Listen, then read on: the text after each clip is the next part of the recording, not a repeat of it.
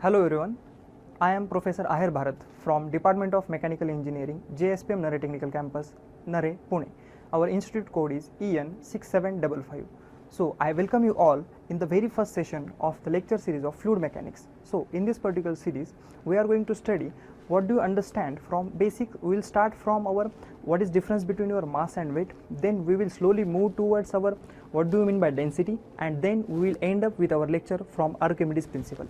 So friends, all of you have one question in your mind, that is there is a difference between your mass and weight.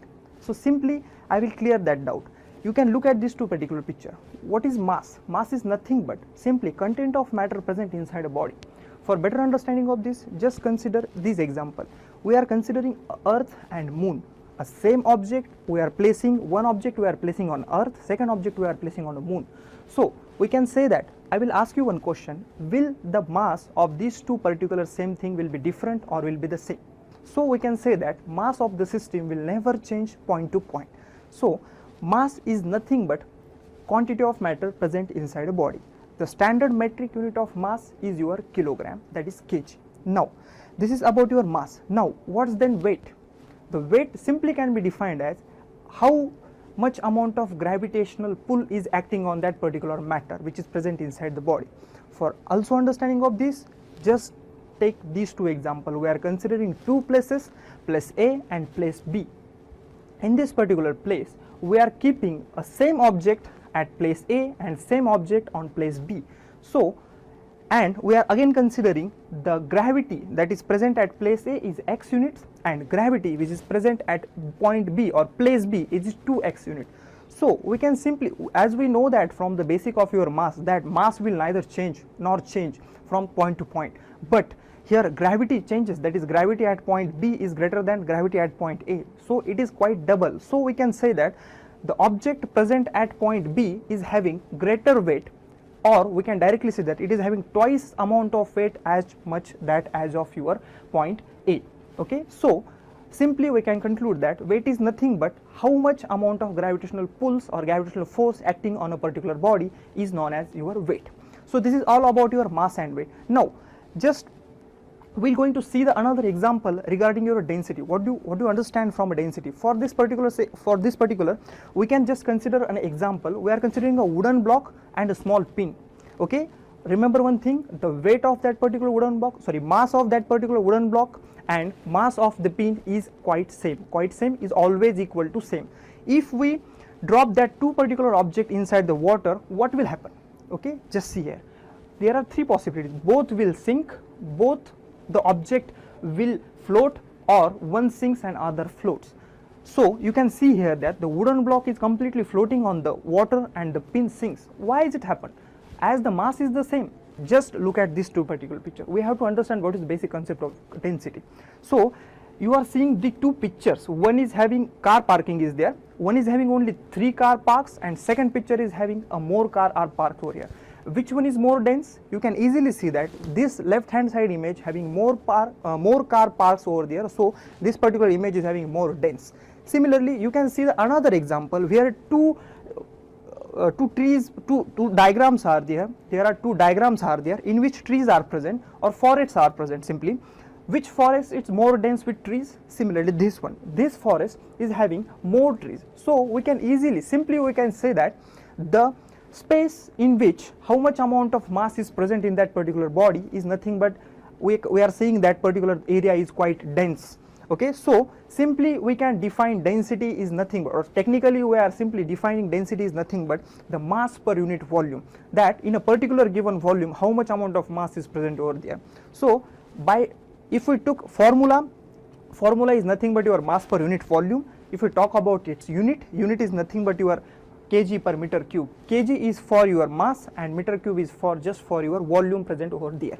So this is about your density. So come back to our example. You can see here why this particular wooden block floats and that small pin gets sinks over the in the particular liquid. So you can see that from this density concept, it is clear that the density of wooden block is smaller than that of density of water. That's why the upthrust force created by the water on that particular dense wooden block is greater than the weight of the your wooden block. That's why it floats. If we talk about that small pin, you can say that the density of the pin is greater than the density of water. That's why it completely sinks. That is, the force exerted by the water on that particular pin is less than that of weight of that particular pin, so that it sinks. So this is, so overall conclusion from this particular topic is nothing but we can easily say that if the density of any particular object is smaller or lesser than the density of liquid, that object will float, and if the density of any object is greater than the density of liquid, it is going to sink. So this is all about your concept density. Now we will move towards the next concept, which is known as your Archimedes principle. For that purpose, you are just looking here, many of the objects are floating on the water, but few objects are sinking in the water. Why is it so happen? For that particular reason, just look at this particular balloon. If what do you think that why this balloon is floating on the water? Just if I press this particular balloon upside down, you will experience that the water exerts some kind of force on that particular balloon. Okay, that is upthrust of your water. If you remove that your hand from that particular balloon, you will see that particular balloon is bounces up on the particular ground, on the groundwater level. Okay, so why is it happen? When you have applied the upward force from to downwards in the water is exerting a force on that particular balloon. That particular force is called as upthrust, or it is known as buoyancy, and this total effect is known as force of buoyancy, and the upward force is known as buoyant force. Okay, the upward force is known as your buoyant force. Now what is conclusion of from this all? We can easily say that if we are to find out what exactly is this buoyant force, whenever an object is immersed in a body, it displaces the amount of water from its sides. So okay, the amount of that particular buoyant force is exactly equal to the weight displaced by that particular body. If we go by formula, we can easily know that this buoyant force is can be easily calculated by using the volume of a body present inside the water, then gravitational force at we can say that if you have to find out this particular buoyant force is basically depend upon main three things. First thing is your weight, volume of the body present inside the present inside the liquid. Second one is your density of that particular liquid, and third one is acceleration due to gravity. So simply buoyant force formula becomes your V into rho into G. Now in general we are talking about many objects feel lighter in the water. You have also experienced many times that when you are in water you feel you are lighter things. Okay, so if we will find out what is basic reason behind it. Okay, so this will leads us to the Archimedes principle. What does it says? It says that when an object immersed in a liquid, the apparent loss of the weight of that particular object, which is exactly equal to the buoyant force exerted by the body on that particular water. So if we want to understand this particular principle, basically just take another example. If we are thinking that we are considering an iron nail and iron ship, both are made up from iron. If we both place inside the water, you can easily see that the iron nail sinks in the water and both floats on the water. Why is it so? Simply, if we consider this iron nail, you can see that the iron nail is more compact in volume, that is the mass per unit volume is greater in that particular iron nail case. That's why its density become greater than the water. That's why it completely sinks. Sinks means what? The force exerted by the water on that particular iron nail is smaller than that of your weight of that particular iron nail. In case of ship, you can easily see that the ship is also made up from iron, but it is completely hollow inside and air is present inside that particular ship, and its density become lower than that particular water or liquid. So that's why the upper force exerted by the liquid on your ship is greater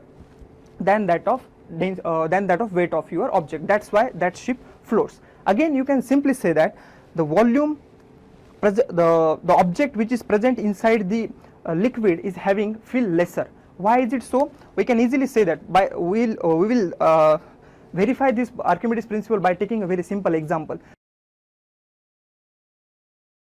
Have you caught a fish in a fishing line? Okay, while pulling that particular row, you will easily understand that the weight of the fish inside the water feels lighter than that of in air. Why is it so? We can simply consider that the weight of a fish inside the water is having 4 kg, and that of the fish of water outside your water is, we are supposing that the weight is having 5 kg. So the upward, for this particular, when the fish came out from your water, you can easily see that the water level has to come down, but this water level has to come down, this particular volume of water which is coming down must be equal to the upward thrust given by that particular water, that is force of buoyancy. Okay, so simply we can say that the weight of fish outside your water minus the weight of fish inside your liquid, it must be equal to the loss of weight in the water.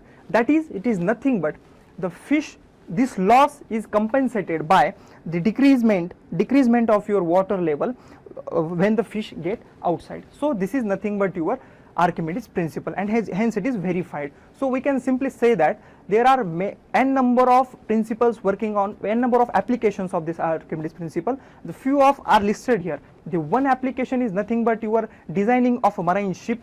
Second, we can also say that the hydrometer, which is used to specific gravity, which is used to find out the specific gravity of liquid. And third one, we can simply say that the lactometer, which is used to find out the purity of the milk. So this is all for today's lecture. Thank you.